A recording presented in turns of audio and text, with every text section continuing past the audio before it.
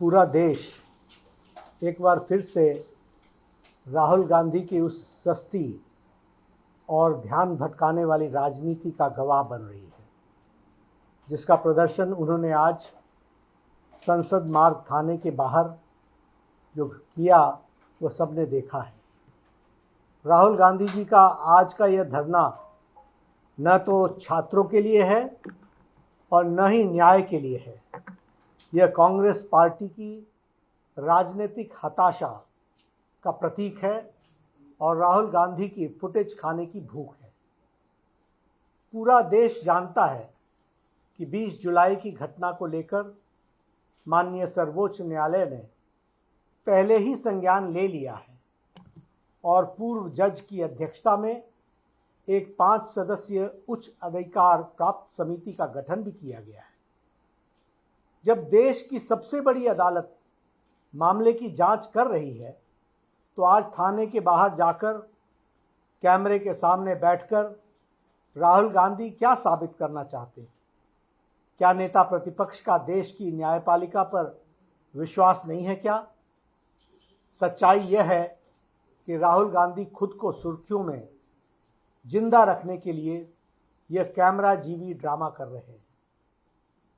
आज जब राहुल गांधी संसद मार्ग में डीसीपी ऑफिस पहुंचे तो उन्होंने स्पष्ट रूप से बताया गया कि दिल्ली पुलिस की क्राइम ब्रांच पहले से ही 20 जुलाई के सभी मामलों में सघन जांच कर रही है। डीसीपी ने यह भी बताया उनको और आश्वासन दिया कि वे इस मामले में जो क्राइम ब्रांच को आपने कहा है वह उनको भेज दिया गया है और क्राइम ब्रांच इसकी जांच कर रही है। प्रशासन के इस स्पष्टीकरण के बावजूद धरने पर बैठ जाना राहुल गांधी के हठ योग को दर्शाता है और हठ योग के साथ साथ हताशा को भी दर्शाता है। इससे साफ हो जाता है कि उनका मकसद किसी को न्याय दिलाना या जांच करवाना नहीं है, बल्कि सिर्फ हंगामा खड़ा करके कानून व्यवस्था को चुनौती देना है। इस पूरे ड्रामे में और इस पूरे ड्रामे की अगर हम टाइमिंग को समझें तो हमें ध्यान में आएगा कि आज कांग्रेस पार्टी वंदे मातरम के मुद्दे पर, वंदे मातरम के विषय पर पूरे देश में चारों ओर से घिर चुकी है। राष्ट्रगीत के अपमान को लेकर जनता कांग्रेस से जवाब मांग रही है।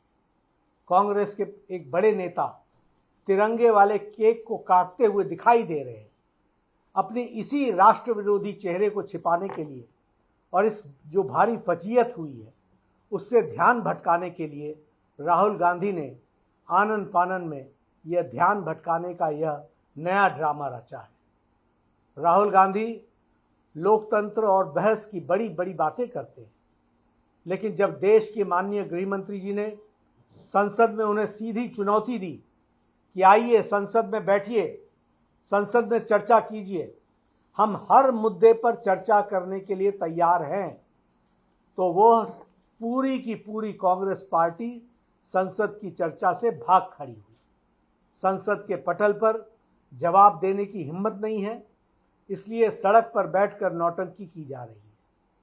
आदरणीय प्रधानमंत्री श्री नरेंद्र मोदी जी के पहले ही उन्होंने कह दिया है कि कांग्रेस एक परजीवी पार्टी है।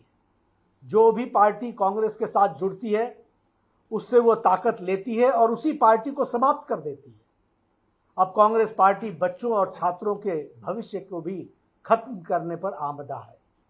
भारतीय जनता पार्टी स्पष्ट करना चाहती है कि देश संविधान, कानून और न्यायिक प्रक्रियाओं से चलता है, न कि किसी परिवार के हठयोग या कैमरा के प्रति उनके प्रेम से चलता है।